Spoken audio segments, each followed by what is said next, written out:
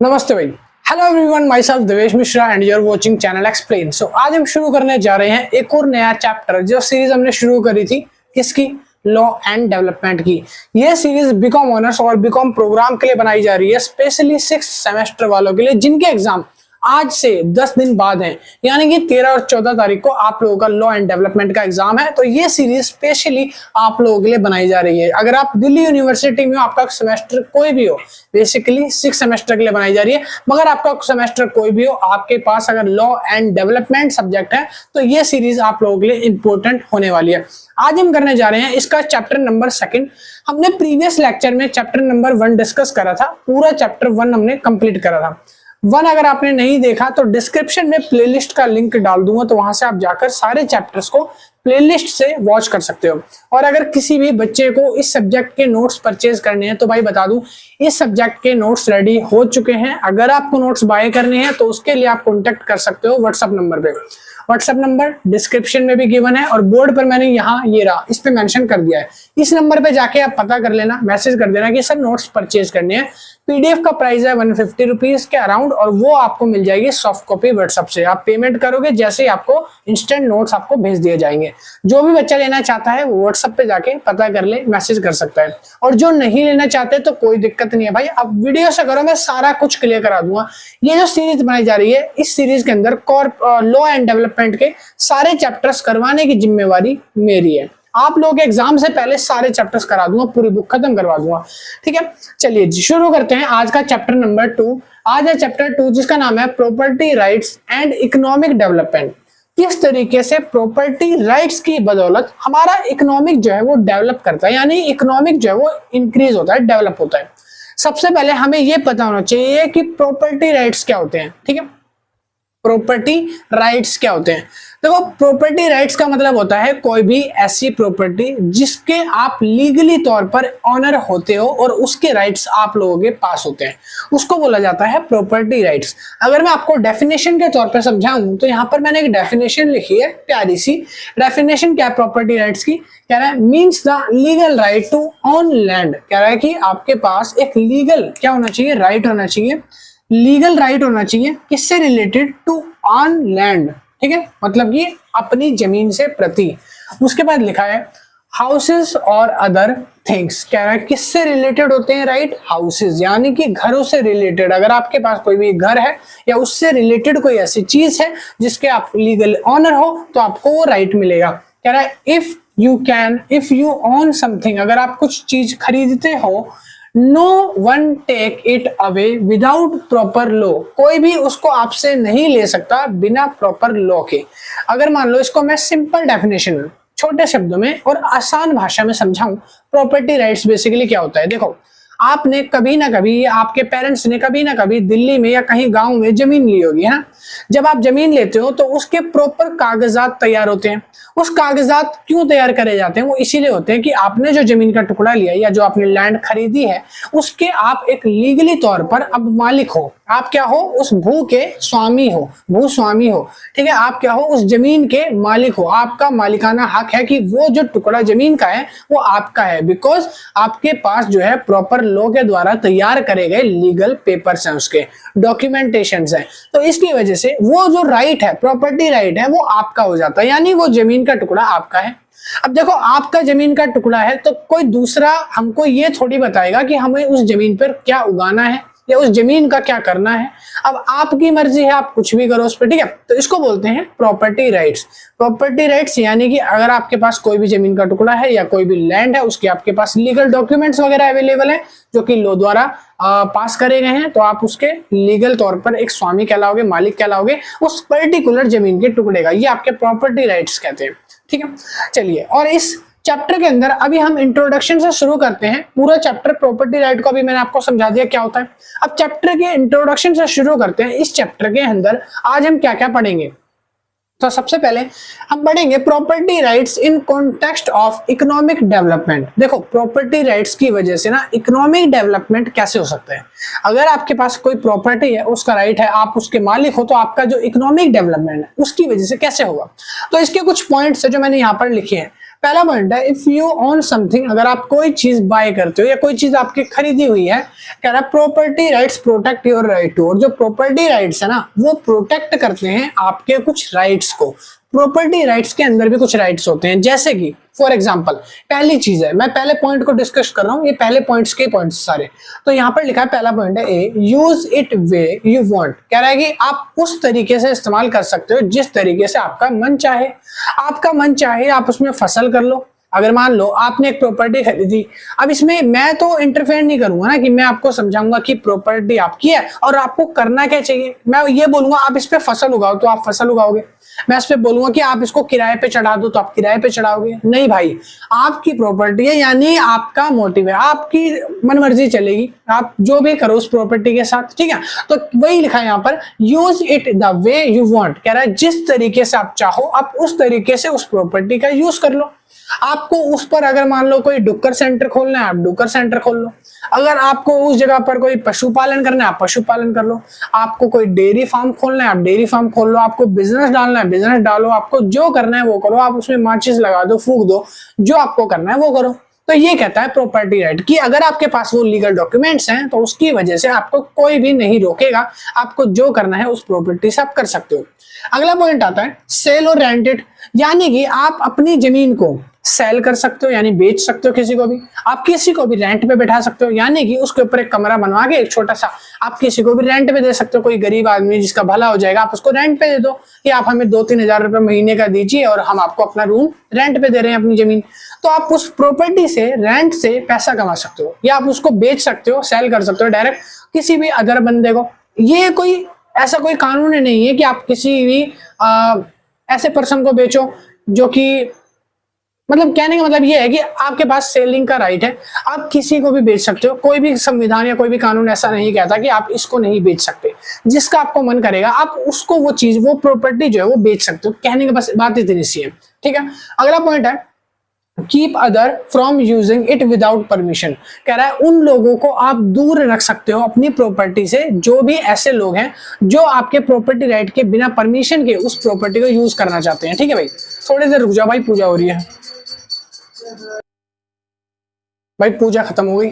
हाँ, तो मैं क्या बता रहा, मैंने आपको बताया था कि थर्ड पॉइंट हमारा ये है कि विदाउट परमिशन, यानी कि आप उन लोगों को दूर रख सकते हो अपनी प्रॉपर्टी से जो आपकी बिना परमिशन के आपकी प्रॉपर्टी को टच करना चाहते हैं या अपनी प्रॉपर्टी को यूज करना चाहते हैं। तो ऐसे लोगों को आप दूर कर सकते हो, ठीक है। और यहां पर हो जाता है आपका इन तरीकों की वजह से इकोनॉमिक डेवलपमेंट। कैसे? अगर मान लो आपने कोई प्रॉपर्टी खरीदी, आपने कोई जमीन खरीदी, तो सरकार को उस प्रॉपर्टी का क्या मिलेगा? टैक्स मिलेगा, पैसा मिलेगा। आपने किसी को रेंट पे दिया, तो आप क्या कर रहे हो? किसी को रेंट पे दे रहे हो, आप उससे इनकम कर रहे हो, अर्न कर रहे हो। जो पैसा आएगा इससे क्या होगा? किसी को आपने घर दिया रेंट पे, तो उससे जीडीपी इंक्रीज ऐसे होती जाएगी, ठीक है। और यहाँ पर ऐसे बहुत सारे तरीके हैं, जैसे आपने कोई मान लो फार्म खोल दिया, आपने कोई डेयरी लगा दी, आपने कोई ऐसा पशुपालन का बिजनेस खोल दिया, उससे क्या होगा? आप लोगों की हेल्प कर रहे हो एक तरीके से, ठीक है। सोशल हेल्प यानी कि सामाजिक हेल्प कर रहे हो, और वहां से पैसा जो इंक्रीज होगा वो धीरे धीरे क्या करेगा? जीडीपी में, इकोनॉमिक डेवलपमेंट में हेल्प करेगा। अगला पॉइंट आ जाता है उसके बाद, why property rights are important. कह रहे हैं प्रॉपर्टी राइट्स जो है वो इतने ज्यादा इंपॉर्टेंट क्यों है? पहली चीज आती है पॉइंट नंबर 1, कह रहा है इंकरेज इन्वेस्टमेंट, जो आपकी इन्वेस्टमेंट्स हैं वो उनको इंकरेज करता है। दूसरा आता है प्रमोट्स इनोवेशंस। इनोवेशन होता है यानी कि आपने कुछ नई इन्वेंशन, कुछ आइडिया, कुछ क्रिएटिविटी को इन्वेंट करता है। तीसरा आता है रिड्यूस कॉन्फ्लिक्ट। कॉन्फ्लिक्ट होते हैं जब वो आपके प्रॉब्लम्स में जो होती हैं वो प्रॉब्लम्स को दूर कर देता है, ठीक है। फिर लिखा है एफिशिएंट यूज ऑफ रिसोर्सेज, यानी कि आप रिसोर्सेज को अच्छे तरीके से इस्तेमाल कर पा रहे हो। अपनी जो लैंड है उसको आप रेंट पे दे रहे हो, आप उससे अर्निंग कर पा रहे हो, तो उसको बोलते हैं एफिशिएंट यूज ऑफ रिसोर्सेज, ठीक है। चलिए अब हम बात कर लेते हैं प्रॉपर्टी राइट्स। आपको समझ आ गया? ये सिर्फ इंट्रोडक्शन था, ये सारा इंट्रोडक्शन है।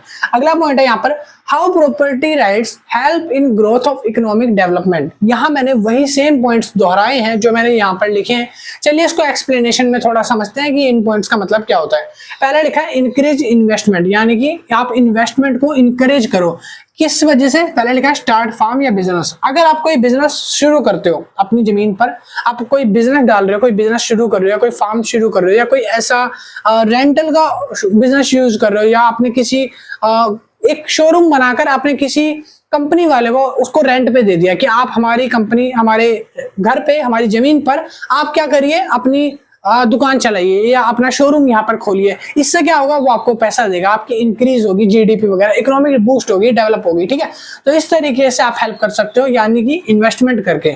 दूसरा तरीका आता है इजी टू गेट लोन्स। आप अपनी प्रॉपर्टी को बिहाफ पर, अपनी प्रॉपर्टी के डॉक्यूमेंट्स को दिखा करना, अगर आपको लोन वगैरह चाहिए बिजनेस के लिए तो वो भी इजीली ले सकते हो। अगर आपके प्रॉपर्टी डॉक्यूमेंट्स हैं जो कि लीगल हैं और आप उसके ऑनर हो, तो आप कहीं भी बैंक में जाओगे तो आपको इंस्टेंट लोन मिल जाएगा उन प्रॉपर्टी के कागजात पे। एक पर्टिकुलर टाइम पर आपको वो लोन चुकाना पड़ेगा। इन केस अगर आप नहीं चुका पाते तो बैंक वाले आके धर दबोचेंगे आप लोगों को। अगला उसके बाद पॉइंट आता है बेटर यूज ऑफ लैंड्स, यानी कि आप लैंड का बेटर यूज कैसे कर सकते हो। देखो, अगर मान लो कोई जमीन है, उस जमीन को खाली पड़े रहने दोगे तो उससे कुछ आएगा नहीं, आएगा ना। उस पर अगर आपने किसान को जमीन दे दी, सोचो वो किसान उस पर खेती करेगा, खेती करके कुछ बुआई करेगा, सिंचाई करेगा, फसलें उगाएगा, जिससे वो कमाएगा, उसका इकोनॉमिक डेवलपमेंट हुआ। अब आपका क्या फायदा, उसके अनाज में से हो सकता है वो आपको पैसे ना दे सके उस जमीन के बदले, तो आपको कुछ तो चाहिए। तो आप क्या करोगे, अधिया पे उससे खेत की जो आधी बुआई होगी उससे आधा, गेहूं हो गया, अनाज हो गया, वो आधा ले लोगे। अधिया मतलब हाफ, यानी कि आप कोई भी अगर मान लो काम के लिए दे रहे हो किसी किसान वगैरह को, तो आप उससे उसका पोर्शन जितना भी वो उगाएगा उस जमीन की यूज से, जितना भी उस जमीन पे वो उगाएगा उसका आधा आप रखोगे, आधा वो रखे। इसको अधिया बोला जाता है, मीन्स। ठीक है, हिंदी लैंग्वेज वर्ड है। सुनो, लिखा बेटर यूज ऑफ लैंड। आप और कैसे कर सकते हो, आप रेंटल पे दे सकते हो, यानी किसी शोरूम वाले को या बड़े जमींदार को अपना जो जमीन है उसको वो दे दिया, आपने बना के एक कमरा वगैरह अच्छा शोरूम टाइल वाइल लगवा के उसको दे दिया रेंट पे। उसमें कोई उसने मान लो लग्जरी शॉप खोल दी, यानी कि ज्वेलरीज वगैरह की शॉप खोल दी, हो सकता है उसमें कार का शोरूम खुल गया या कोई होंडा बाइक्स वगैरह का कोई शोरूम खुल गया। जिससे क्या होगा, आपका बिजनेस भी चल रहा है, उसका भी बिजनेस चल रहा है, इकोनॉमिक अलग से बूस्ट कर रही है। तो इस वजह से आपका जो बेनिफिट है प्रॉपर्टी पे होता है। बट हाँ, ये तब आप कर सकते हो जब आपके पास प्रॉपर्टी राइट्स होने चाहिए, लीगली तौर पर आप उसके मालिक होने चाहिए उस पर्टिकुलर प्रॉपर्टी के। ठीक है, तो ये था इंट्रोडक्शन, जहां पे हमने समझा कि इकोनॉमिक डेवलपमेंट प्रॉपर्टी राइट से कैसे होता है। अब इसके बाद हम कुछ अलग पॉइंट्स सीखने वाले हैं, नई जो बुक में आपके दे रखे हैं वो मैंने यहाँ पे उतारे नहीं, मैं उतारने जा रहा हूं, तो अभी फिलहाल इसको नोट डाउन कर लो जल्दी से।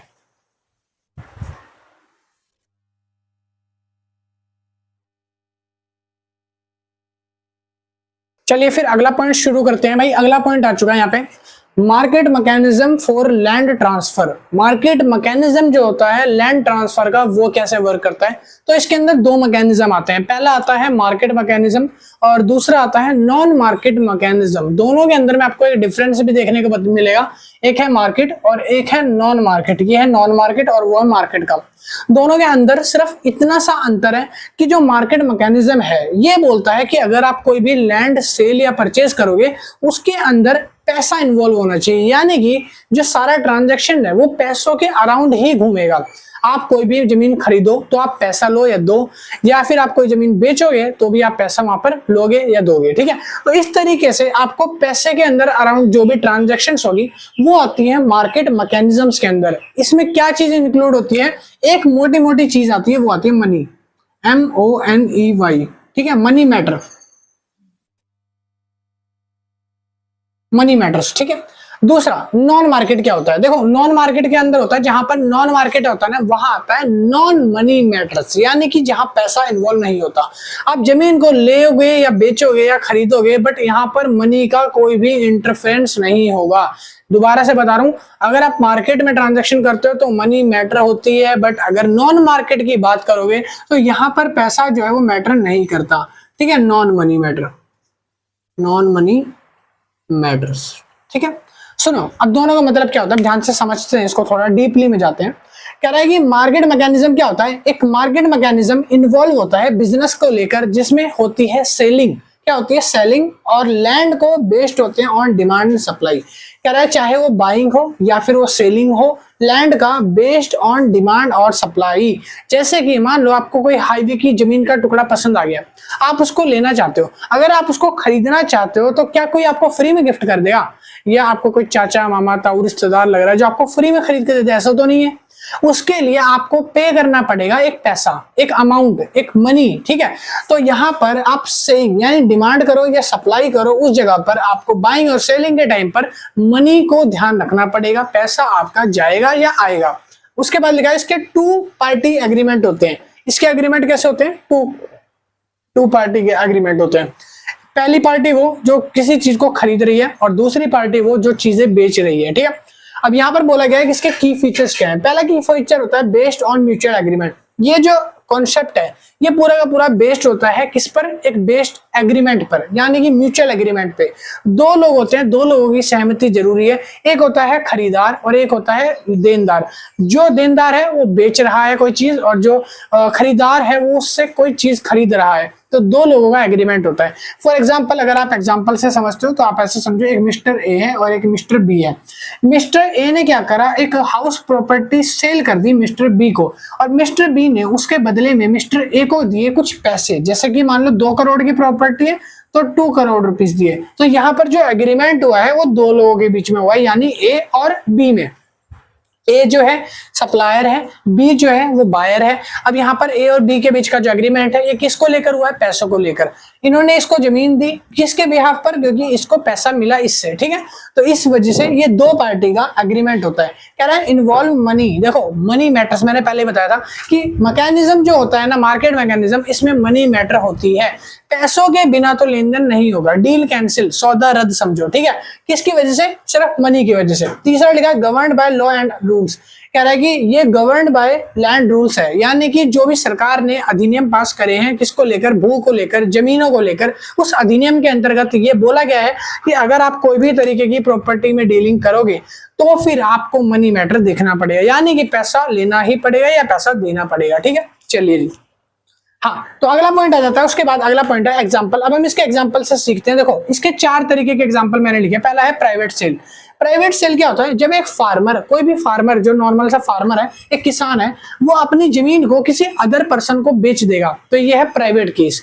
जब आपका कोई फार्मर या कोई किसान होगा वो अपने जमीन का टुकड़ा किसी भी अदर पर्सन को बेच देगा। कोई भी हो सकता है, कोई एक्सेप्शन या रोक टोक नहीं है कि कौन पर्सन होना चाहिए, कोई एक्सेप्शन नहीं है। किसी को भी, इंक्लूडिंग किसी को भी, ऑल ओवर द वर्ल्ड, किसी को भी अगर वो अपनी जमीन बेचेगा तो उसके बदले में उसको पैसा मिलेगा। बस उसको क्या चाहिए? पैसा।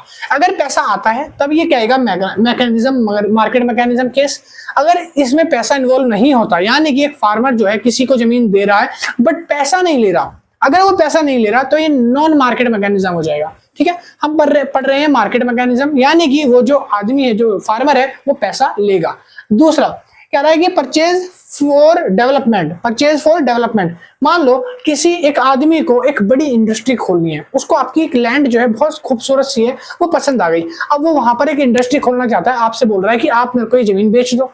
सामने वाले से अगर आप पूछ रहे हो कि अगर वो जमीन लेना चाहता है और आप बेचना चाहते हो, तो आप दोनों के बीच में क्या होगा? एक म्यूचुअल एग्रीमेंट हो जाएगा।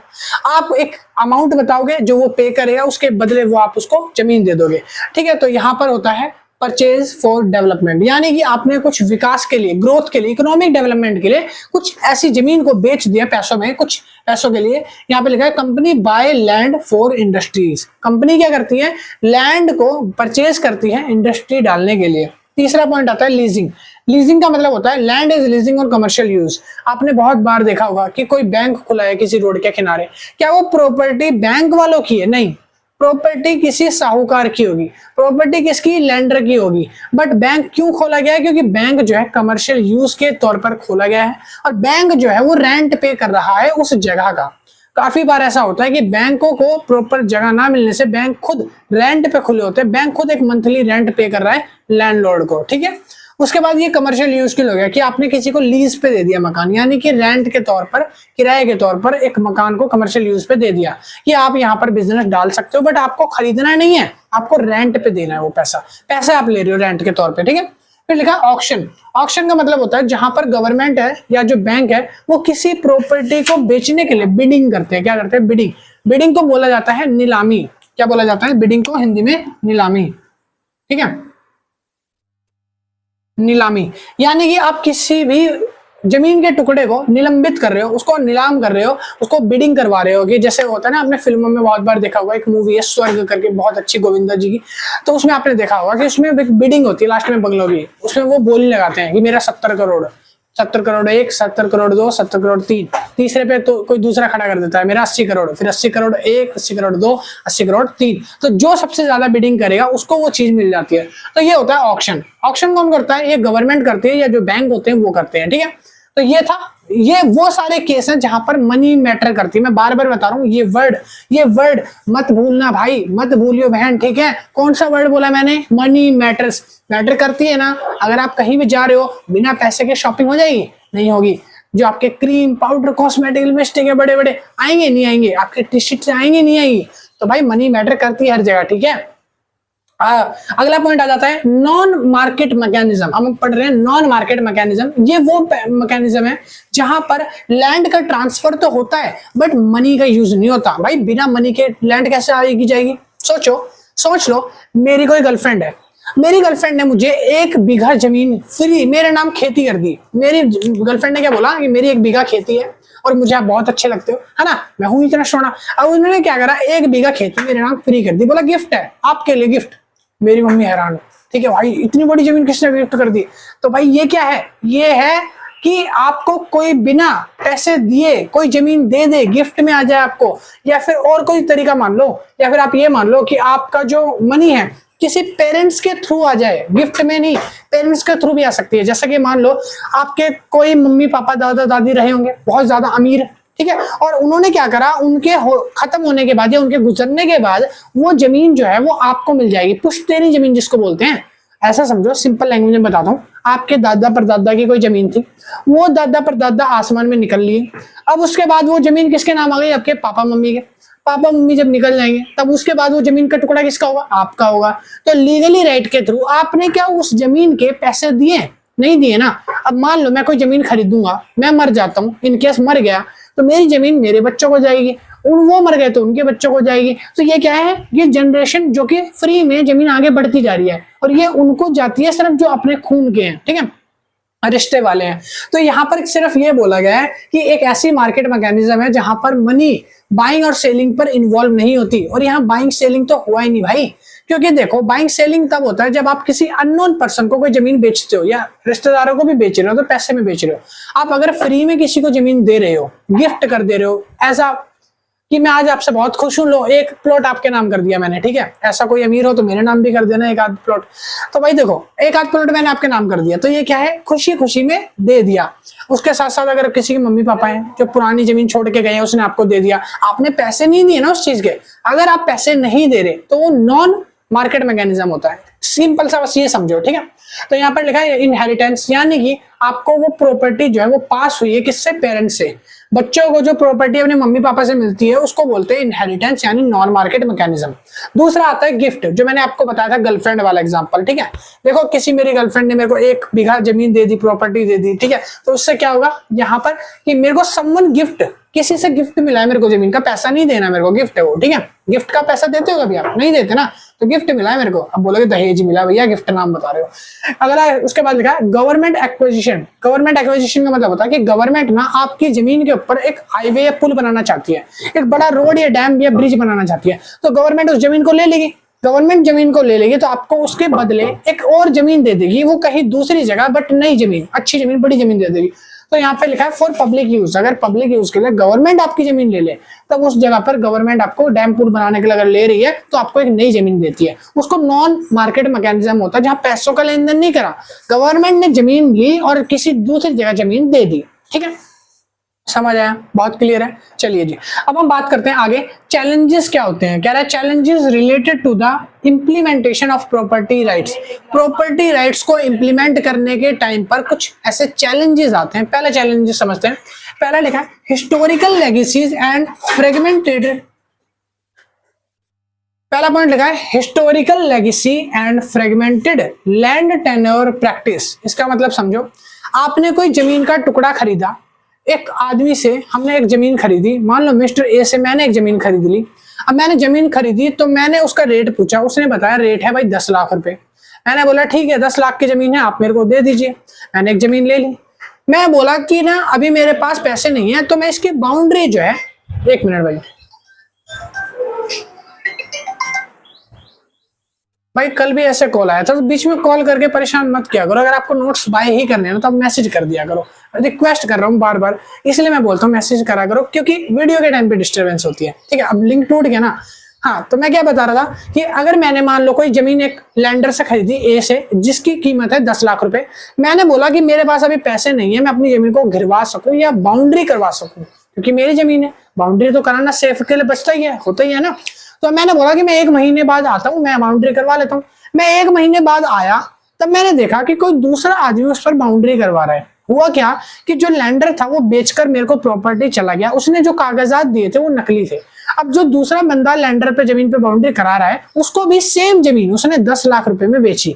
2 बंदों को सेम जमीन 10 लाख में बेच दी। अब दोनों झगड़ रहे हैं कि मेरी जमीन है और मेरी जमीन है, मैंने इसके पैसे दिए, मैंने इसके पैसे दिया। और दोनों के जो पेपर्स है वो जाएंगे अब हाई कोर्ट में, सुप्रीम कोर्ट में, और दोनों को लीगली तौर पर देखा जाएगा कि किसने पहले जमीन खरीदी। उसको कोर्ट अपना केस सुनवाई करेगा, उसके अकॉर्डिंग डिसीजन लेगा। तो यहाँ पर कुछ ऐसे फ्रॉड होते हैं, चैलेंजेस आ जाते हैं, काफी बार ऐसे धोखाधड़ी वाली जमीन हो जाती है, जहां पर एक एक जमीन को एक एक डीलर जो है 3-3 बार 4-4 बार बेच देता है, 4-4 लोगों को बेच दे रहा है। उसके बाद फिर लोग जो है वो आपस में लड़ रहे होते हैं उस जमीन के लिए। तो ऐसी जो जगह होती है, इसको चैलेंजेस फेस करना बोलते हैं प्रॉपर्टी राइट्स के अंदर। ठीक है, चलिए दूसरा पॉइंट आता है इनएडिक्वेट and obsolete documents of the land. Obsolete documents, इसका मतलब समझो। ऑब्सोलेट मतलब होता है खो जाना।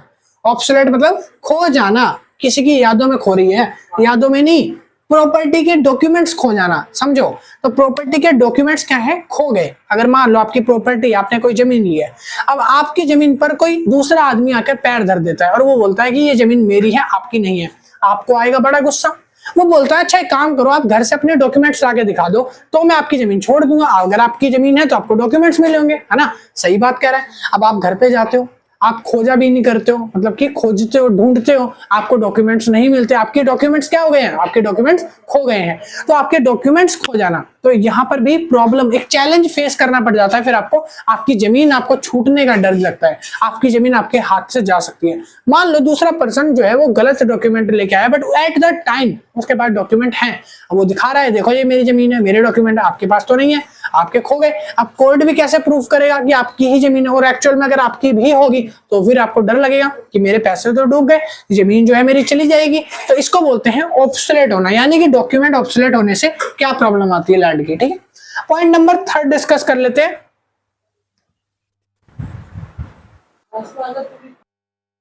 तो भाई पॉइंट नंबर 3 आ चुका है। पॉइंट नंबर 3 में यहाँ पर लिखा है कि law, institutional efficiency and legal standards. देखो लीगल स्टैंडर्ड्स का मतलब है कि जहां पर आपने कोई प्रॉपर्टी से रिलेटेड डिस्प्यूट्स कोर्ट में डाला और कोर्ट वाले उसका जजमेंट करने में, यानी कि कोर्ट वाले जो है उसकी हियरिंग करने में साल, 1.5 साल, 4 साल, 5 साल लगा देते हैं। तो यहाँ पर जो प्रॉब्लम अराइज होती है लैंड डिस्प्यूट्स को लेकर, मान लो आपकी जमीन पे आप अपना घर बनाने जाते हो, कोई दूसरा पर्सन आकर बोल देगा कि भाई ये मेरी जमीन है, आप कैसे घर बना रहे हो इस पे, आपने ईंटें कैसे लगवा दी। अब यहाँ पर दोनों के तरफ से जो है झड़प चालू हो जाती है, यानी कि झगड़ा चालू हो जाता है। अब जो कोर्ट में केस जाएगा ये, तो दोनों में से दोनों पार्टी बोलेगी मेरी जमीन है, दूसरी पार्टी बोलती है मेरी जमीन है। कोर्ट को इस बात को तय करने में, कभी कभी सुलझाने में जो है डिस्प्यूट्स को, वो 1.5, 2, 3, 4 साल लग जाते हैं। और इसमें क्या होता है, जिसकी एक्चुअल में जमीन है उसके लिए तो चैलेंजेस हो जाता है। ठीक है, अगला पॉइंट आता है उसके बाद, land acquisition and compensation disputes क्या होते हैं। देखो लैंड एक्विजिशन कंपनसेशन डिस्प्यूट्स ये होते हैं कि जो आपकी एक्चुअल कीमत है जमीन की, सरकार कभी कभी आपकी जमीन का एक्विजिशन कर लेती है, कंपनसेशन में आपको छोटी सी अमाउंट दे देती है। फॉर एग्जांपल अगर मान लो आपकी जमीन 20-30 लाख की है, सरकार ने बोला कि जिस जगह आपने जमीन खरीदी है, पता चलता है कि वहां पे ना एक हाईवे निकलने वाला है, उसी जमीन से एक हाईवे निकलेगा। अब आपको तो टेंशन हो गई, मैंने यहाँ 20-30 लाख की जमीन इन्वेस्ट कर दी, पैसे इन्वेस्ट कर दिए, हाईवे निकलेगा। हाईवे निकलेगा, अगर मान लो सरकार ने आपकी जमीन बोली हाईवे के बीच में आ रही है, आपको ये जमीन हमको देनी पड़ेगी, सरकार ले लेगी। अब सरकार कितने पैसे देगी आपको, जरूरी थोड़ी आपने 20-30 लाख की जमीन ली है तो 20-30 लाख दे। सरकार हमेशा सौदा वो करती है जिसमें फायदा सरकार का होता है। सरकार हमेशा कम पैसे लगाती है आपकी जमीन के, तो वो आपको हाईवे के नाम पे जमीन तो लेगी कैसे ना कैसे। और सस्ते में निपटाएगी। आपको कोई बार्गेनिंग नहीं कर सकते आप कि नहीं भाई इसका रेट ये चल रहा है, क्योंकि वो सरकार है भाई। तो गवर्नमेंट आपको उस जमीन के अगर 2-3-4 लाख रुपए दे देती है, आप क्या खुश होगे? तो इस डिस्प्यूट्स को एक डिस्प्यूट माना जाता है और यहाँ पर ही चैलेंजेस बोले जाते हैं कि लैंड से रिलेटेड एक ये भी चैलेंज है। तीसरा चैलेंज के बाद अगला आ जाता है, सॉरी 4 चैलेंज बता चुका हूं। 5th चैलेंज आ जाता है जेंडर अनइक्वालिटी। जेंडर अनइक्वालिटी में होता है, देखो हिंदू की जो परंपराएं रीतियां चलती आ रही है ना, तो यहाँ पर एक जेंडर अनइक्वालिटी होता है। यानी कि माना ऐसा जाता है, जो इंडियन पेरेंट्स होते हैं काफी बार क्या होते हैं कि जो जमीन है वो सिर्फ लड़कों के साथ देते हैं, यानी कि जितने भी लड़के वगैरह हैं उनको वो जमीन मिलती है, उनमें जो लड़कियां होती है, जो वुमेन्स होती हैं, उनका वो हिस्सा नहीं लगाते। और इसको ना बहुत बार अमेंड करा गया है। तो आप अगर अच्छे से जानना चाहते हो तो भाई लॉ को ज्यादा से अच्छे से देखोगे, पढ़ोगे, समझोगे तो आपको समझ आएगा। क्योंकि बुक में तो यही अभी मेंशन करा गया है कि ये एक चैलेंज है जहां पर जो जमीन का हिस्सा है वो सिर्फ लड़कों के फेवर में जाता है, लड़कियों को जमीन में कोई हिस्सा नहीं दिया जाता। पेरेंट्स की जो जमीन होती है उनको ये माना जाता है कि भाई ये तो दूसरा है, पराया धन है, तो वहां पर कहीं दूसरी जगह जाएगी तो वहां इनका हिस्सा उनको मिल जाएगा। ठीक है, अगला हम बात करते हैं। अगला पॉइंट आता है पॉइंट नंबर F। कह रहा है अर्बनाइजेशन एंड इनफॉर्मल सेटलमेंट्स। कह रहा है अर्बनाइजेशन एंड इनफॉर्मल सेटलमेंट्स। इसमें होता है कि आपने किसी ऐसी जगह आंख बंद करके जमीन खरीद ली जहां आपको लगा रेट बढ़ेगा, आपको किसी डीलर ने, किसी बंदे ने ऐसी जमीन दिखा दी, आपको जमीन अच्छी लगी, आपने बाय कर ली। बट कुछ टाइम के बाद आप जब रहने लगते हो आपको पता चलता है कि सरकार इस जमीन को अपने अंडर में लेने वाली है, सरकार इस जमीन पर कोई भी काम नहीं करेगी। सरकार साफ मना कर देती है कि जिस जगह आपने जमीन ली है ये हमारे गैर बेचनीय जमीन थी, यानी कि इसको बेचा नहीं जाता था, बट आपने फिर भी लिया इस जगह पे, तो आपको घर हटाना पड़ेगा और आपको इसके मुआवजे में कुछ भी नहीं मिलेगा। ना आपको लैंड मिलेगी, ना आपको पानी सप्लाई किया जाएगा, ना बिजली मिलेगी, ना रोड की सुविधा मिलेगी, कुछ भी चीज हम आपके एरिया में डेवलप नहीं करेंगे। ऐसी कोई जमीन अगर आप ले लेते हो, किसी स्लम की जगह पे जमीन ले लेते हो, तो उसको बोला जाता है इनफॉर्मल सेटलमेंट्स, जहां पर सरकार पूरी तरीके से मुकर जाती है, नाट जाती है कि आपकी कोई भी जमीन होगी हम उसमें कोई भी इंटरफेयर नहीं करेंगे, आपका जो एरिया है जैसा है वैसा ही पड़ा रहेगा, क्योंकि ये एरिया बिकाऊ नहीं था, बट फिर भी आपने जानबूझकर इस जगह जमीन खरीदी। ठीक है, कोई रेट आपका नहीं बढ़ेगा वहां पे। अगला पॉइंट आता है customary land tenure and indigenous rights. कह रहा है कि यहाँ पर कुछ ऐसे राइट्स आ जाते हैं जहां पर गवर्नमेंट जो है अपने जमीन के हिस्से को, जमीन के हिस्से को क्या करता है, प्रॉपर्टी में यूज कर लेती है और उसका कोई भी पैसा नहीं देती। ठीक है, यहाँ पर मेंशन करा गया है, देखो land tenure and indigenous rights. Government के पास कुछ ऐसे राइट्स होते हैं जहां पर वो किसी के बने बनाए मकान को गिरवा देती है, जमीन जो जहां से आपने ली है उसको खारिज कर देती है। कभी कभी जो आपने जमीन ली है, जितना भी मान लो कोई एक फॉरेन व्यक्ति है इंडिया में अगर आता है, कोई भी एग्जांपल ले लो, एक फॉरेन व्यक्ति है जो इंडिया में आता है, उसको नहीं पता इंडिया के भाव ताव क्या है, जमीनों के रेट क्या है। अगर वो कोई भी जमीन खरीद लेता है, तो अगर वो गलत जगह जमीन खरीद लेता है तो सरकार जो है बिना किसी मुआवजे वगैरह के उसको तोड़कर वहां से हटा देती है। अगर उसका पैसा डूबा तो इस पर डिस्प्यूट्स खड़ा हो जाता है। यहाँ पर आप किसी कोर्ट को चैलेंज नहीं कर सकते, ना गवर्नमेंट को चैलेंज कर सकते हैं, तो वो गलती आपकी मानी जाती है। तो यहाँ पर कस्टमरी लैंड टेन्योर बोला, कुछ टाइम के लिए कुछ जमीनें ऐसी होती है जो प्रतिबंधित होती है, जो सरकार के द्वारा अंडर में होती है। ठीक है, जिसको बेचना और खरीदना अलाउड ही नहीं है ऐसी जमीनों को। ठीक है, और अगर आप अनजाने में उसको ले लेते हो तो आपको उसका कोई भी भुगतान या मुआवजा नहीं दिया जाएगा सरकार की तरफ से। ठीक है, तो ये थे इसके कुछ पॉइंट्स चैलेंजेस के। अच्छा, इसके बाद अगला टॉपिक है इंटेलेक्चुअल प्रॉपर्टीज राइट का, तो मैं वो आपको लिखवा रहा हूं। अब आप इसको उतार लो, फटाफट से स्क्रीनशॉट ले लो।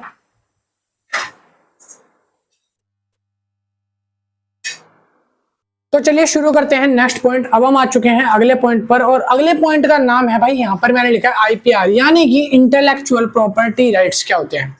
इंटेलेक्चुअल का मतलब होता है इनोवेट करना।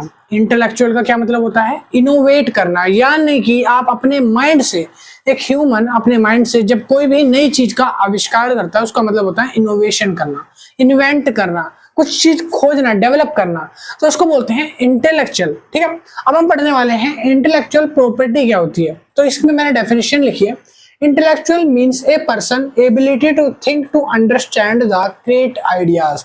इंटेलेक्चुअल का मतलब होता है जब कोई व्यक्ति, जब कोई पर्सन वो एबिलिटी रखता है किसी चीज को थिंक करने की या किसी चीज को इन्वेंट करने की, ऐसी एबिलिटी यानी ऐसी खूबी जो है जब किसी आदमी में होती है कि वो किसी चीज को नया क्रिएट कर सकता है, नया डेवलपमेंट कर सकता है उसका। ठीक है, तो ऐसी सोच को, ऐसी समझ को और ऐसे क्रिएट आइडियाज को हम बोलते हैं इंटेलेक्चुअल। क्या बोलते हैं? Intellectual mind. ठीक है, जब कुछ नया इन्वेंट करने की किसी के अंदर कुछ चाह दिखती है, कोई ऐसा व्यक्ति जिसका माइंडसेट बहुत ज्यादा यूनिक है, कुछ ऐसा इन्वेंट कर देता है, आविष्कार कर देता है दिमाग की मदद से, तो उसको बोलते हैं कुछ ऐसा क्रिएट कर दिया कि वो इंटेलेक्चुअल हो गया। ठीक है, दूसरा पॉइंट लिखा है intellectual property refer to product of human mind.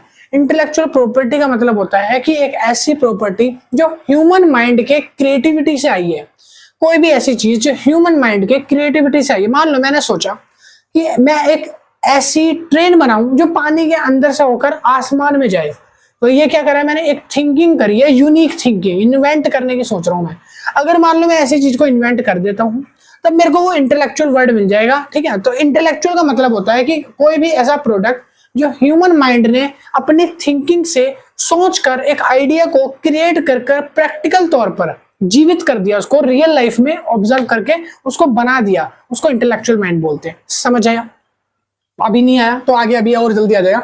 कह रहा था owner of IP can rent. कह रहा है कि जो ऑनर होता है आईपी, अब देखो यहाँ पर ये है आपने मान लो बहुत सारे सॉन्ग सुने होंगे जो कि टी सीरीज के चैनल पर अवेलेबल होते हैं, जैसे कि बहुत सारे सॉन्ग हैं, बॉलीवुड के सॉन्ग, अरिजीत सिंह के सॉन्ग, सिद्धू मूसेवाला हो गया, ठीक है, और ऐसे पंजाबी सॉन्ग हो गए। अब उनके जो है माइंड जो है किसने लगाई थी, यानी कि वो जो सॉन्ग्स हैं उसको बनाया किसने था? सिंगर्स ने बनाया था, कंपोजर वगैरह, प्रोड्यूसर वगैरह बनाया हुआ। जब वो सॉन्ग बन गया तो वो सॉन्ग बनाने के पीछे क्रिएटिविटी किसकी है? सिंगर वगैरह की मेहनत है। जब हर कोई गाना सुनता है, आप जब कोई गाना सुनते हो तो क्या सारे गानों की धुन जो होती है वो सिमिलर होती है? हर गाने के लिरिक्स क्या सिमिलर होते हैं? उनकी जो आवाज होती है, जो वोकल कॉर्ड्स होती है, क्या वो सिमिलर होती है? नहीं होती ना। हर गाना अलग होता है, हर गाने में कुछ डिफरेंट वाइब्स आती है ना। हर गाने से कुछ सैड सॉन्ग होते हैं, कुछ हैप्पी सॉन्ग होते हैं, कुछ चिल आउट के सॉन्ग होते हैं, कुछ पार्टी सॉन्ग्स होते हैं। हर सॉन्ग अलग होता है। तो इसी तरीके से हर एक पर्सन जो होता है वो अलग अलग माइंड से चीजों को डेवलप करता है। तो जो सॉन्ग्स हैं वो अलग अलग माइंड से डेवलप हुए। अब जो सॉन्ग्स हैं अगर कोई यूज करना चाहता है तो उसके बदले उसको कुछ पैसा देना पड़ेगा, कुछ फाइनेंशियल टर्म्स देनी पड़ेंगी। अगर आप किसी का कोई इंटेलेक्चुअल यानी कि कुछ माइंडसेट, कुछ आइडिया को लेना चाहते हो, कुछ कॉपी करना चाहते हो, ठीक है। मान लो अगर मैं इस वीडियो को पढ़ा रहा हूं, मैं इस वीडियो के चैनल पे अपने वीडियो डाल रहा हूं, मेरी वीडियो अगर कोई अपने चैनल पे अपलोड करना चाहता है तो क्या मैं उसको बोलूंगा नहीं भाई ये तो मेरी वीडियो है, मुझे कुछ बेनिफिट ही नहीं है जब तू अपने चैनल पे अपलोड कर लेगा तो उससे रिलेटेड मेरे को कुछ बेनिफिट चाहिए, मेरे को चाहिए या तो मेरे को पैसा वगैरह दे, ठीक है। या मैं बोलूंगा कि मैं इसमें कॉपीराइट करवा रहा हूं, मैं क्या करवा रहा हूं? कॉपीराइट करा रहा हूं, पेटेंट करा रहा हूं अपनी चीजों को, ताकि कोई इन फ्यूचर मेरी चीज का गलत इस्तेमाल ना कर सके, मेरी चीज को बिना मेरी परमिशन के ना छू सके। तो वही चीज इंटेलेक्चुअल कहता है कि इंटेलेक्चुअल प्रॉपर्टी राइट का मतलब होता है कि जो भी प्रॉपर्टी ह्यूमन ने अपनी थिंकिंग से इन्वेंट करी है, बनाई है, उस प्रॉपर्टी पर वो कॉपीराइट लगा सकता है, वो ऐसा ट्रेडमार्क लगा सकता है, पेटेंट लगा सकता है, ताकि कोई दूसरा पर्सन उसको बिना परमिशन के लीगली तौर पर यूज ना करे। इन केस अगर वो यूज करता है तब उसको पनिश किया जाएगा, या तो वो जो पेनल्टी है वो भरेगा। और अगर मान लो ऐसे मैंने सॉन्ग का एग्जांपल अभी आपको दिया था, मान लो कोई सॉन्ग है जो अरिजीत सिंह ने गाया है, उसने इन्वेंट करा है। अरिजीत सिंह अपने खुद के यूट्यूब चैनल पे अगर कोई सॉन्ग अपलोड करता है तो इट मीन्स कि वो अरिजीत सिंह के द्वारा बनाया गया है। वही सॉन्ग अगर आप टी सीरीज के चैनल पर देख पा रहे हो, इट मीन्स कि जो टी सीरीज है उसने उस सॉन्ग को बाय कर लिया, खरीद लिया। और यहाँ पर ना जब आप किसी को अपनी प्रॉपर्टी का राइट दे देते हो तो उसके लिए 3 टर्म्स का यूज किया जाता है। पहली टर्म आती है पेटेंट, दूसरी आती है कॉपीराइट और तीसरी आती है ट्रेडमार्क। ये वो 3 टर्म है। आप अपनी मेहनत का पैसा किसी को क्यों खाने दोगे? आप अपनी जो मेहनत कर रहे हो, जो क्रिएटिविटी कर रहे हो, अब मैं ये वीडियो पढ़ा रहा हूँ और कोई फ्री में मेरे लेक्चर्स को अपने चैनल पर अपलोड कर रहा है, उसके व्यूज आ रहे हैं अच्छे खासे, तो मैं ऐसा नहीं चाहूंगा कि ऐसा हो। तो यूट्यूब ने कॉपीराइट सिस्टम निकाला। यूट्यूब ने बोला कि कोई भी क्रिएटर डिमोटिवेट ना हो, किसी का भी कंटेंट कोई भी कॉपी पेस्ट करके अपने चैनल पर डाल देगा तो जो ओरिजिनल क्रिएटर है वो तो भूखा मर जाएगा। तो उसने बोला कि हम कॉपीराइट देंगे। अगर मान लो आपको लगता है कि आपकी वीडियो किसी ने बिना परमिशन से आपके डाल दिए तो आप उस पर कॉपीराइट दे दो। इससे क्या होगा? उसका चैनल टर्मिनेट हो सकता है। 3 स्ट्राइक के बाद, कॉपीराइट स्ट्राइक के बाद चैनल टर्मिनेट कर दिया जाएगा। तो इस तरीके से आपको भी अपने कुछ रूल्स, कुछ अपने क्रिएटिव इन्वेंशन को बचाने के लिए जो जरूरत पड़ती है वो पड़ती है कॉपीराइट्स की, पेटेंट की। हमें इन सब चीजों की जरूरत पड़ती है। तब सरकार ने इन सबको इंट्रोड्यूस करा। पहला पॉइंट उसमें मैंने लिखा है, इसको बताने से पहले ये समझ लेते हैं। यहाँ पे मैंने लिखा था the owner of IP can rent. जो आईपी ऑनर है वो अपनी चीज का, वो अपने गुड्स का, वो अपनी सर्विसेज का रेंट चार्ज कर सकता है जितना उसका मन करेगा। मान लो कोई सिंगर है जिसने गाना गाया, अगर वो चाहता है मेरा गाना 10 करोड़ में बिके, तो वो उसका गाना है, उसकी वांट है। अगर वो चाहता है 10 करोड़ में बिके, अगर आपके पास है तो आप उसको ले लो, नहीं है तो आप नहीं ले सकते, अफोर्ड नहीं कर सकते। ठीक है, उसके बाद लिखा है कि कोई भी चीज हो सकती है जिसके ऊपर ऐसा बना सकते हैं। कह रहा है गिव और sell it to the other person, वो चाहे किसी को फ्री में दे दे या किसी को पैसों में दे दे, ये उसकी चॉइस है। अब यहाँ पर कॉपीराइट, पेटेंट और जो मैं वर्ड बता रहा हूँ ये यूज कहाँ पे होते हैं, इंटेलेक्चुअल वर्ड यूज कहाँ होते हैं। देखो इंटेलेक्चुअल वर्ड का यूज है, कह रहा है आईपी जो है, इंटेलेक्चुअल प्रॉपर्टी आर लाइक, कैसी कैसी प्रॉपर्टी होती है इंटेलेक्चुअल प्रॉपर्टी। कोई भी वर्क है, कोई भी काम आपने करा है, कोई भी सिंबल है। फॉर एग्जाम्पल मान लो मैंने एक सिंबल को इन्वेंट करा, मैंने एक सिंबल इन्वेंट कर दिया, ये एक सिंबल है मेरा, मेरी कंपनी का लोगो है, मान लो मेरा ये सिंबल है। इस सिंबल को मैं चाहे तो पेटेंट करवा सकता हूँ। अगर कोई इस सिंबल को आज के बाद यूज करता है मार्केट में, मान लो मेरी वैल्यू अच्छी है, मेरी गुडविल बनी है, मेरा नाम बना अच्छा मार्केट में, अगर मेरे इस सिंबल को आप लोग यूज करते हो तो मैं आपसे क्या लूंगा, उसकी पैसे लूंगा, रॉयल्टी लूंगा, अपनी रॉयल्टी चार्ज करूंगा। ठीक है, मैं अपनी गुडविल का आपसे पैसा लूंगा क्योंकि मैंने मेरा पेटेंट करवा रखा है सिंबल, आप इसको लीगल तौर पे यूज कर रहे हो। तो इस तरीके से कोई सिंबल हो गया, कोई भी वर्क हो गया, कोई भी काम, आप उसको भी पेटेंट करा सकते हो। आपका कोई भी नाम है, मान लो मेरा नाम है देवेश, में चाहे तो पेटेंट करवा लो कि मेरे नाम को जो भी यूज करेगा मुझे पैसे देगा, मेरा नाम बिना मेरी परमिशन के यूज नहीं कर सकता। आप अपने ब्रांड को कोई भी सिंबल करवा लो, जैसे कि फॉर एग्जांपल ब्रिटानिया हो गया, लैम्बोर्गिनी हो गया, फरारी हो गया, इन्होंने अपने नाम पेटेंट करा रखे हैं। अब मारुति सुजुकी चाहे कि अपने फरारी कारों के ऊपर फरारी का लोगो डाल दे तो उस पर पनिशेबल ऑफेंस का केस हो जाएगा, यानी कि उसने क्या करा है, बिना किसी परमिशन के किसी दूसरे के फरारी वगैरह के कार के कॉपीराइट को, ब्रांड को कॉपी करा है। ठीक है, आगे कोई भी इमेज हो गया या कोई भी कमर्शियल डिजाइन हो गया जिस पर आप इंटेलेक्चुअल प्रॉपर्टी का केस करा सकते हो। ठीक है, अब हम बात कर लेते हैं कि कौन कौन सी कैटेगरी बनाई गई है प्रॉपर्टी राइट्स को लेकर। तो 3 कैटेगरी बनाई है, पहला है पेटेंट, दूसरा है कॉपीराइट, तीसरा है ट्रेडमार्क। तीनों का मतलब क्या होता है ये समझते हैं। सबसे पहला आता है पेटेंट। पेटेंट को इंट्रोड्यूस करा था इंडिया में 1970 के अंदर, पेटेंट को इंडिया में 1970s में इंट्रोड्यूस करा था। वो इसलिए, पेटेंट का मतलब होता है अगर किसी भी ह्यूमन ने अपने ह्यूमन माइंड की क्रिएटिविटी से कुछ इन्वेंट करा है, कुछ यूनिक, कुछ नया बनाया है, डिस्कवर नहीं बोल रहा मैंने बोला इन्वेंट करा है, कुछ खोजा है, अपने दिमाग का यूज करके आपने कोई ऐसी एक फाड़ू चीज बना दी है जो बहुत ज्यादा यूनिक है, तब आप उस पर पेटेंट करा सकते हो। पेटेंट यानी कि आप उसके मालिक हो जाते हो। आपका कोई भी, अगर आपने सॉन्ग बनाया है और आपने पेटेंट करा लिया, आपका सॉन्ग जो है वो कोई यूज नहीं करेगा, कोई दूसरा पर्सन उसको यूज नहीं कर सकता, उसके ऊपर वो राइट ही नहीं है। दूसरा आ जाता है कॉपीराइट्स। कॉपीराइट्स का मतलब है कम इन एक्ट 1957 के अंदर कॉपीराइट को एक्ट को लाया गया था।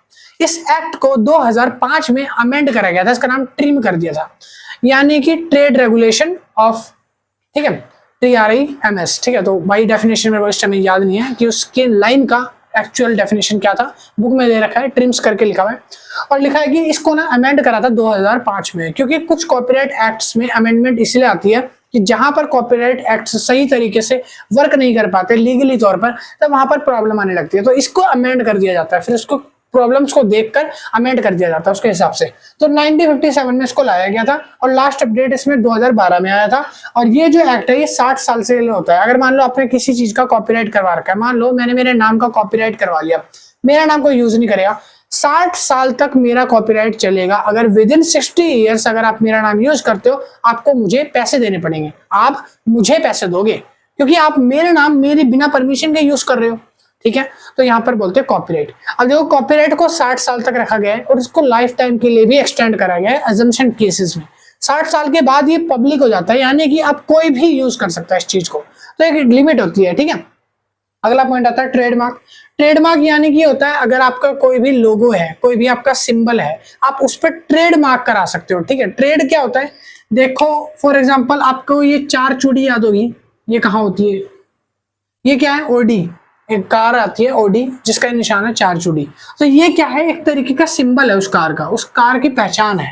ठीक है, अब उन्होंने क्या करा, इस ओडी के सिंबल को क्या करवा रखा है, इन्होंने क्या करवा रखा है, एक कॉपीराइट करवा रखा है, यानी कि इन्होंने ट्रेडमार्क करवा रखा है। ट्रेड को, ये जो इनका ट्रेड है, ये जो इनकी पहचान है, जैसे कोको कोला का जो लोगो है, उनको उन्होंने ट्रेडमार्क करवा रखा है कि कोई भी उस कोको कोला के यूज नहीं करेगा लोगो को। अगर कोई यूज करता है या कोई भी मिलती जुलती कोको कोला बना के बेचता है तो उस पर आप पनिशेबल ऑफेंस लगा सकते हो। इसको इंट्रोड्यूस करा गया था 1999 के अंदर और ये जो है अभी तक अमेंड नहीं हुआ है। 1999 से अभी तक सेम चल रहा है और इसको 10 सालों तक की वैलिडिटी मानी जाती है। यानी कि अगर आपने कोई भी लोगों को ट्रेडमार्क में डाला है तो 10 साल के लिए वैलिड रहेगा। जैसे ओडी है 10 साल के लिए वैलिड है।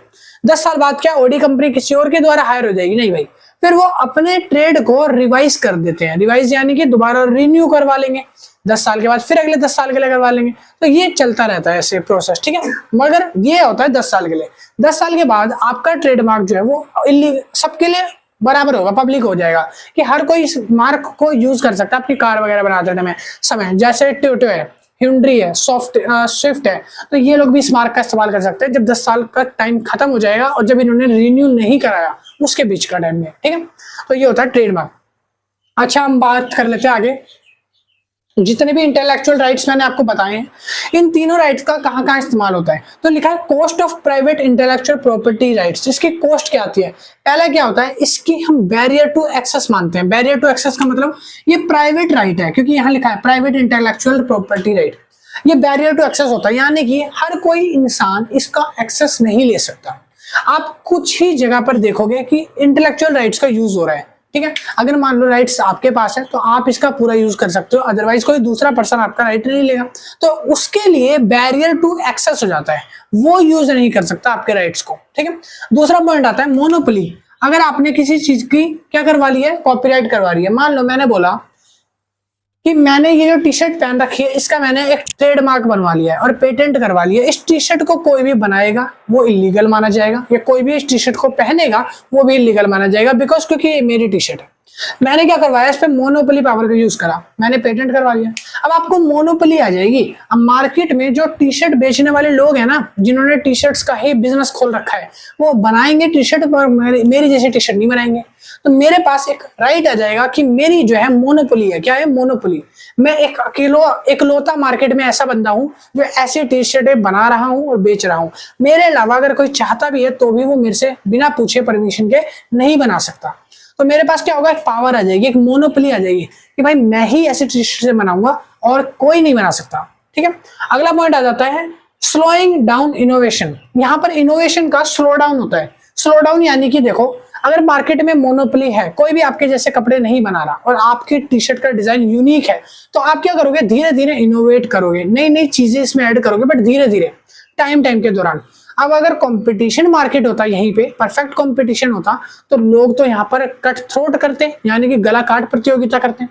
यहाँ पर कंपटीशन हो जाए मेरी जैसी टी शर्ट को बनाने के लिए, तो यहाँ पर मेरे को भी अपनी चीजों को जल्दी जल्दी डेवलप करना पड़ता, बट यहाँ पर ऐसा नहीं है। हम बात कर रहे हैं पेटेंट और कॉपीराइट में, यानी कि आपके टी शर्ट को मोनोपोली मिली है, आपके बिजनेस को मोनोपोली मिली है, तो कोई कैसे बना देगा आपकी जैसी टी शर्ट। अब आपको यहाँ पर क्या मिलता है, एक बेनिफिट मिल जाता है कि आप अपनी टी शर्ट को स्लो डाउन यानी धीरे धीरे रन कर सकते हो लंबे टाइम के लिए, ठीक है। अगला पॉइंट आता है इन्फोर्समेंट कॉस्ट। अभी यहाँ पर किसी भी तरीके का कॉपीराइट लेने के लिए या किसी भी ट्रेडमार्क को लेने के लिए आपको इन्फोर्स करना पड़ता है, आपको गवर्नमेंट के रेगुलेशन से पास होना पड़ता है। गवर्नमेंट आपको उस ट्रेड का, उस कॉपीराइट के बेनिफिट्स भी समझाती है और नॉन बेनिफिट्स यानी कि जो उसके लिमिटेशंस है वो भी बताती है कि आपको कैसे इन्फोर्स करना है, अपने बिजनेस को कैसे डालना है। क्लियर है? चलिए अब हम अगला पॉइंट पढ़ते हैं, benefit of private intellectual property right. कि प्राइवेट इंटेलेक्चुअल प्रॉपर्टी राइट के फायदे क्या होते हैं, बेनिफिट्स क्या है। देखो, पहला बेनिफिट्स होता है कि आपको इंसेंटिव इनोवेशन मिलता है। इंसेंटिव इनोवेशन, आप कोई भी चीज नई जब मार्केट में इंट्रोड्यूस करोगे ना, या फिर आप कुछ भी जो नया माइंडसेट लेके आओगे, आप क्रिएटिविटी कुछ भी माइंडसेट आप दिखाओगे मार्केट के अंदर, यहाँ पर आपकी इंसेंटिव्स हो जाएगी इनोवेशन की, बढ़ेगी, पैसे कीमत बढ़ेगी, लोगों को वो चीजें पसंद आएगी। आप कोई भी चीज बेचोगे तो वो खरीदी जाएगी, ठीक है, ज्यादा से ज्यादा मात्रा में। अगला दूसरा पॉइंट आता है प्रमोट्स इकोनॉमिक ग्रोथ। आपकी जो इकोनॉमिक ग्रोथ है वो भी इंक्रीज होगी, ठीक है। कैसे इंक्रीज होगी, अब आपने कोई चीज इनोवेट करी इकोनॉमिक के लिए, ठीक है, अब आपने इकोनॉमिक तौर पर उसको बैरियर कर दिया हर जगह से, आपकी उस पर मोनोपोली है, आप अकेले ही हो, इकलौते ही हो जिसको यूज कर रहे हो, तो यहाँ पर इकोनॉमिक ग्रो करेगा, ठीक है। इकोनॉमिक कैसे, अब दूसरे जो नए लोग आएंगे वो कुछ नया क्रिएटिव माइंड लेके आएंगे ना। अगर मान लो अगर मैं यहाँ पर मोनोपोली नहीं करवाता तो लोग मेरा ही सारा कॉपी कर करके बनाते रहते, तो इकोनॉमी कहाँ से ग्रो हो रही है? अगर वो अपना माइंडसेट लेके आएंगे, कुछ नई क्रिएटिविटी करेंगे और अपना पेटेंट कराएंगे, तो यहाँ पर इकोनॉमी ग्रो होगी, लोगों का माइंडसेट और बढ़ेगा और धीरे धीरे मार्केट में डिमांड्स जो है और नई नई चीजों की आएंगी, तो इकोनॉमी बूस्ट हुई ना। अगर आप कॉपी पेस्ट कर रहे हो तो उसमें क्या इकोनॉमी बूस्ट होगी? उसमें तो बस उठाया, कॉपी करा, पेस्ट कर दिया। अगर आप नई चीजें करते हो तो उससे कुछ नया सीखने को मिलता है, मार्केट में नया बूस्ट आएगा, समझ रहे हो? तो इस तरीके से आपका प्रमोट होगा इकोनॉमिक ग्रोथ का। अगला पॉइंट लिखा है encourage knowledge sharing. Knowledge sharing जो है वो ज्यादा इंकरेज होती है। आप किसी से बातचीत करते हो या किसी को कुछ बताते हो तो उससे क्या होता है, जैसे बातचीत करने से, कुछ देने से, ज्ञान बांटने से बढ़ता है, बोलते हैं नॉलेज शेयरिंग से इंक्रीमेंट आता है। इस तरीके से आप प्रॉपर्टी राइट्स के अंदर अगर मान लो आपको ग्रोथ करना है, आपको इकोनॉमिक्स को बूस्ट करना है, तो आप नॉलेज इंकरेज करो, आप और ज्यादा सीखो उस चीज के बारे में, आप शेयर करो, लोगों के साथ बातचीत करो, तो इससे क्या होगा, इंकरेज होगा आपका नॉलेज और ग्रोथ में डेवलपमेंट आएगा। ठीक है, आपकी बिजनेस और ज्यादा अच्छी चलेगी। ठीक है, अगला पॉइंट आता है प्रोटेक्ट ब्रांड एंड रेपुटेशन। आपको ब्रांड जो है और आपके रेपुटेशन जो है उसका प्रोटेक्ट करता है कौन? ये राइट्स, जैसे कॉपीराइट्स, ट्रेडमार्क्स, तो ये सारे क्या करते हैं, आपके ब्रांड की प्रोटेक्शन में हेल्प करते हैं। आपके जैसा कोई दूसरा ब्रांड ना खोल दे तब उससे बचाते हैं आपको, और दूसरा खोलेगा भी कैसे, क्योंकि आपने उसका पेटेंट करा रखा है। जैसे ही वो खोलेगा हम जाके कंप्लेंट कर सकते हैं कि भाई इसका तो पेटेंट हमने करा रखा है। हमने अगर मान लो किसी ब्रांच का नाम, किसी जूस कॉर्नर को खोला जिसका नाम हमने रख दिया सबवे करके, अब सबवे अगर पहले से ही खुला है, उसकी रेपुटेशन पहले से ही बनी है, तो उसके कंज्यूमर्स ये सोचकर कि मैंने भी सबवे खोला है मेरे पास आ जाएंगे, उसकी रेपुटेशन की वजह से ना। तो यहाँ पर वही ब्रांड और रेपुटेशन मायने रखती है, इसकी वजह से लोग पेटेंट करा लेते हैं। मान लो मैंने एक कार बनाई, उसके ऊपर लैम्बोर्गिनी लिखवा दिया या मैंने फरारी लिखवा दिया, तो फरारी के कस्टमर तो भूल जाएंगे, कंफ्यूज हो जाएंगे कि भाई ये एक्चुअल में हो सकता है फरारी वाला ही हो, हमें सस्ते में मिल रही है फरारी, है ना, और मेरा जो ब्रांड है फरारी दो हो सकता है फेक हो। तो इस तरीके से उनकी रेपुटेशन को मैं खराब कर रहा हूँ। तो रेपुटेशन और ब्रांड को बचाने के लिए भी ट्रेडमार्क कॉपीराइट किया जाता है, समझ आई? अब इसके बाद एक छोटा सा लास्ट टॉपिक रह गया है गुड फेथ का, तो वो मैं लिखवा देता हूँ, और कॉमन गुड फेथ है, और अभी आप इसको उतारो, स्क्रीनशॉट ले लो।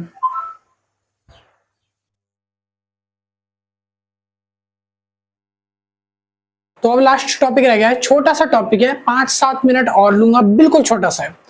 सुनो, लास्ट टॉपिक क्या है कि हमें अब डिफरेंस करना है किसके बीच में, इंडिविजुअल राइट्स के बीच में और कॉमन गुड्स के बीच में। कॉमन गुड क्या होता है? कॉमन गुड का मतलब होता है सरकार चाहती है सबका भला हो, एक साथ हो। सरकार चाहती है कि हर किसी इंसान की इक्वलिटी बराबर हो, समानता बराबर हो, हर किसी इंसान का वेलफेयर जो वो एक समान होना चाहिए। एक समान देश में सभी को पानी उपलब्ध कराया जाए, बिजली, रोड, सड़कें, हाईवे, पुल, ब्रिज, स्कूल, हॉस्पिटल, ऐसी बहुत सारी चीजों को सबको उपलब्ध कराया जाए। ये होता है कॉमन गुड। कॉमन गुड मतलब कि हर एक इंसान का सोच के चलने वाला इंसान कॉमन गुड कहलाता है। जो इंसान हर किसी का बराबर सोच के चलेगा वो कॉमन गुड। अब बात करते हैं इंडिविजुअल राइट क्या होता है। इंडिविजुअल राइट मतलब होता है जहां पर एक इंसान अपने बारे में, यानी कि सेल्फ के बारे में, अपने सेल्फ इंटरेस्ट के बारे में सेल्फिशनेस होके सोचता है, तो वहां पर आता है इंडिविजुअल राइट। दोनों में डिफरेंस क्या है समझ आ गया होगा। कॉमन गुड मतलब जहां सबकी भलाई के बारे में सोचा जाए, इंडिविजुअल राइट मतलब यहाँ एक बंदे के बारे में सोचा जाए, बाकी सबको भूल जाए। एक लोगों के बारे में सोचा जाए, अपने पर्सनल हित और बेनिफिट्स के बारे में सोचा जाए तो इंडिविजुअल राइट, और सबके बारे में सोचा जाए तो कॉमन गुड।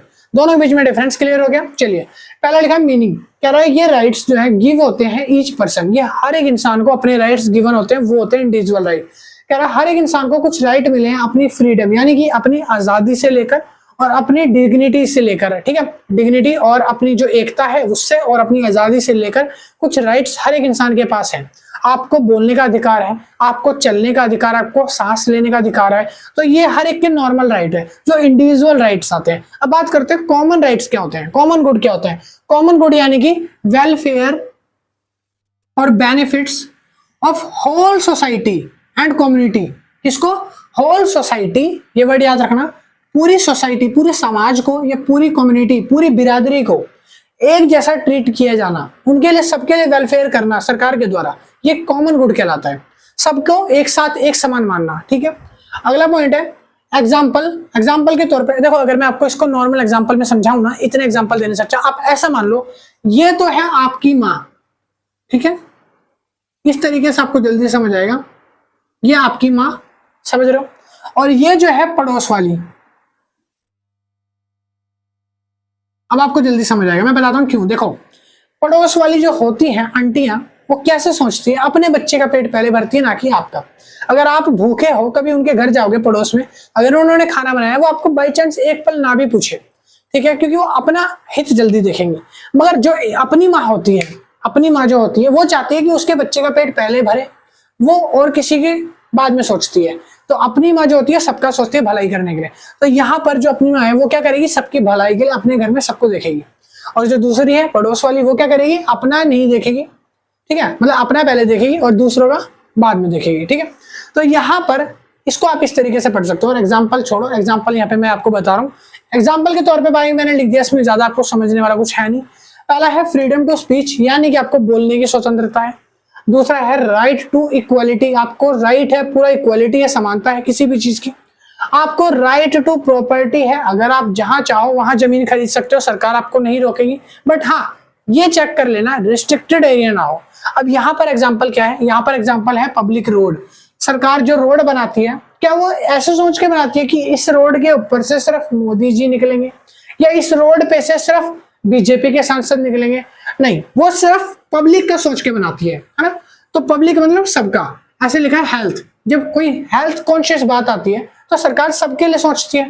सरकार स्कूल बनाती है, सारे बच्चे पढ़ेंगे। सरकार हॉस्पिटल बनाती है ताकि सारे लोग जाके उपचार करा सके, ट्रीटमेंट ले सके, ठीक है। तो पब्लिक गुड्स यानी कि जो सरकार जो सबके लिए बनाती है कॉमन गुड्स, और जो इंडिविजुअल राइट होते हैं जो एक इंसान के लिए होते हैं। अगर यहाँ पे लिखा जाए प्रोटेक्टेड बाय, कि इंडिविजुअल राइट्स को कौन प्रोटेक्ट करता है, तो इसको गवर्नमेंट इंडिया कॉन्स्टिट्यूशन प्रोटेक्ट करता है। कौन?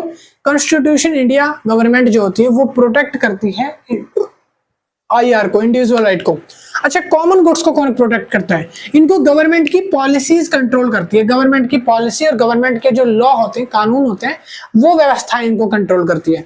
अगला पॉइंट आता है फोकस। किसका फोकस किस पे है? इंडिविजुअल राइट्स का फोकस कहाँ होता है? ये पर्सनल फ्रीडम और चॉइस पे ज्यादा फोकस करता है। यानी कि एक बंदे की पर्सनल इच्छा क्या है, उसकी फ्रीडम, उसकी आजादी क्या है, इस पर ज्यादा फोकस करती है। वही कॉमन गुड्स जो होते हैं वो फोकस करते हैं सोसाइटी की सेफ्टी को लेकर, डेवलपमेंट को लेकर, कि पानी कैसे लाया जाए, सड़कें कैसे बनाई जाए, बिजली कैसे लाई जाए। तो ये सबके बारे में सोचते हैं, हर किसी के बारे में सोचते हैं। लास्ट पॉइंट आता है लैंड एक्विजिशन कैसे होती है। यहाँ पर जब कोई लैंड एक्विजिशन होती है गवर्नमेंट के द्वारा, वो कैसे होती है? तो right to own property, government जो है वो राइट्स देखती है कि आपको अपनी प्रॉपर्टी का अगर राइट है तो आपको लैंड एक्विजिशन मर्जी से करना पड़ेगा। आपकी अगर मर्जी है तो होगा, वरना नहीं होगा, ठीक है। आपके अगर अपनी खुद की जमीन की आपके पास कागज है, डॉक्यूमेंट्स है, लीगल, तो आप खुद के मालिक हो, आपके पास राइट्स है कि आप एक्विजिशन करो या मत करो। बट यहाँ लैंड एक्विजिशन कैसे होता है? यहाँ गवर्नमेंट डिसाइड करती है पब्लिक के लिए कि कौन सी जमीन पब्लिक के लिए ठीक रहेगी, कौन सी जमीन पब्लिक को लेनी है, कौन सी पब्लिक को देनी है, वो गवर्नमेंट डिसाइड करती है, आप नहीं डिसाइड करते।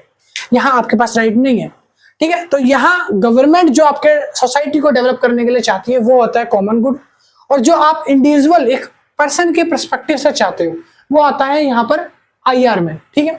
तो यहाँ पर आपका ये लास्ट टॉपिक था चैप्टर का। आई होप आपका पूरा चैप्टर आपको समझ आ गया होगा। ये चैप्टर सेकंड आपका यहाँ पर खत्म होता है पूरा। अब आपको बुक खोल के पढ़ने की जरूरत नहीं है क्योंकि मैंने सारे पॉइंट्स को डिस्कस कर दिया है। अगर आपको ट्रस्ट नहीं है, इशू है ट्रस्ट का थोड़ा सा, है ना इशू, तो आप देख सकते हो, ठीक है। बाकी मैंने सारा कराया, आपको कुछ भी देखना है, अगर कुछ भी डाउट है तो कमेंट सेक्शन ओपन है, कमेंट कर देना। और हाँ, अगर किसी को नोट्स परचेस करने हैं तो उसके लिए मिनिमम प्राइस है 150। और नोट्स कैसे बाय करने हैं कमेंट में बता देना, मैं बता रहा हूँ आपको नोट्स कैसे परचेस करने हैं। मैंने व्हाट्सअप नंबर डिस्क्रिप्शन में भी डाल दिया है, साथ ही साथ मैंने यहाँ भी नंबर मेंशन कर दिया है। व्हाट्सअप पे मैसेज करना, कॉल मत करना, मैसेज करना। मैसेज करके पूछ लेना कि क्या प्राइजेस है और कैसे बाय करने हैं। आपको मिनिमम 150 रुपीज पे करने होंगे, उसके बाद आपको पीडीएफ भेज दी जाएगी लॉ एंड डेवलपमेंट्स के नोट्स की। अगर आपको लेने हैं तो आप ले सकते हो, नहीं तो आप बोर्ड से भी अपने नोट्स खुद से बना सकते हो, सफिशिएंट है, ठीक है। और मिलता हूँ नेक्स्ट वीडियो में, यानी कि चैप्टर नंबर 3 जो कि कल आएगा। और हाँ, वीडियो को भाई थोड़ा सा अगर देख रहे हो तो अच्छी लगे तो लाइक वगैरह भी करा करो और शेयर भी करा करो, ताकि जो बच्चे हैं जिन तक वीडियो नहीं पहुंच पा रही, जिनको ट्यूशन लेना पड़ रहा है, कहीं वीडियोस नहीं मिल रही, तो मेरी वीडियो से एटलीस्ट उनकी हेल्प हो जाए, ठीक है। तो मिलता हूँ नेक्स्ट वीडियो में, शेयर करना और bye bye, thank you, keep watching. अब इसको उतार लो आराम से।